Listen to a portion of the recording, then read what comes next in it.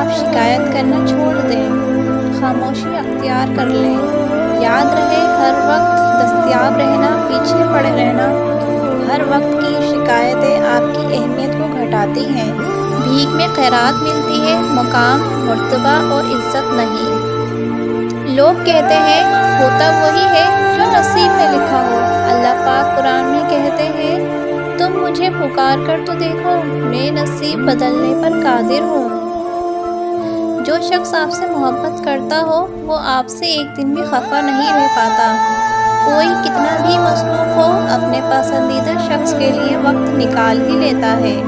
محبت کے تقاضے سمجھیں، مصروفیات کے نام پہ خود اگنور کرنے کا حق نہ دیں۔ شک دوستی کا دشمن ہے، اسے اپنے دل میں گھر بنانے نہ دو۔ اللہ تمہیں ایسے شخص کی صحبت سے محفوظ رکھے جو تمہاری روح کو گھائل، دل کو بیمار اور تمہارے ذہنی سکون کو تباہ کر دے۔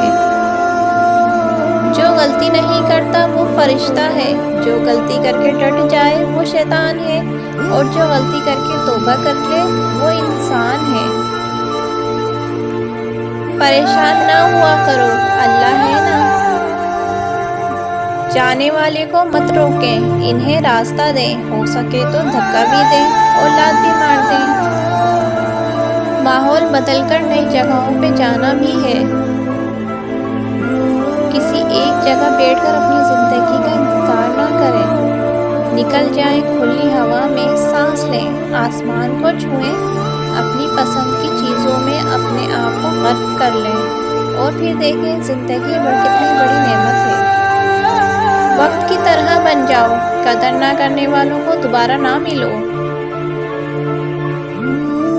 لڑکیوں سوچو کیا ہوگا اس دن جس دن خاتون جنت فاطمہ زہرا نے پوچھا کیا میرے بابا کا دین اتنا مشکل تھا کہ تم پردہ نہ کر سکی؟ ہمسفر کی نشانی۔ بہترین ہمسفر کی سب سے بڑی خاصیت یہ ہے کہ وہ آپ سے اختلاف اور ناراضگی کے باوجود بھی آپ کا خیال رکھنا اور فکر کرنا نہیں چھوڑتا۔ پسندیدہ شخص سے دل بھر سکتا ہے، لیکن جس سے محبت ہو نا اس سے دل نہیں بھر سکتا۔ یہی فرق ہوتا ہے پسند اور محبت میں۔ پسند بدلتی رہتی ہے جبکہ محبت کبھی نہیں بدلتی، اور سچی محبت کرنا ہر کسی کے بس کی بات نہیں ہوتی۔ توڑنے والے ہزار بیٹے ہیں، جوڑنے والا صرف اللہ ہے۔ جب کسی سے بات کرنے میں سکون ملنے لگے تو سمجھ جائیں بربادی بہت قریب ہے۔ اکیلے ہونے کی سب سے اچھی بات یہ ہے کہ جب آپ پریشان ہو، آپ اداس ہو، آپ کو سننے والا صرف آپ کا اللہ ہوتا ہے۔ زندگی اتنی مصروف بنا لو کہ دوسروں کے عیب دیکھنے کا وقت ہی نہ ملے۔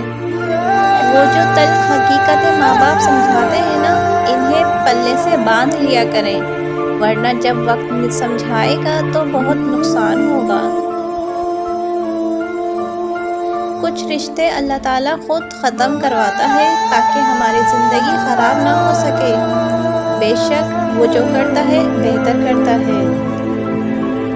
قبرستان چلے جاؤ اور دیکھ کر آؤ کہاں پڑا ہے عورت کا حسن اور مرد کی جوانی۔ ایک انسان دوسرے انسان کو جو سب سے بڑا تحفہ عطا کر سکتا ہے وہ وقت ہے۔ اس سے قیمتی تحفہ انسان کسی کو دے ہی نہیں سکتا۔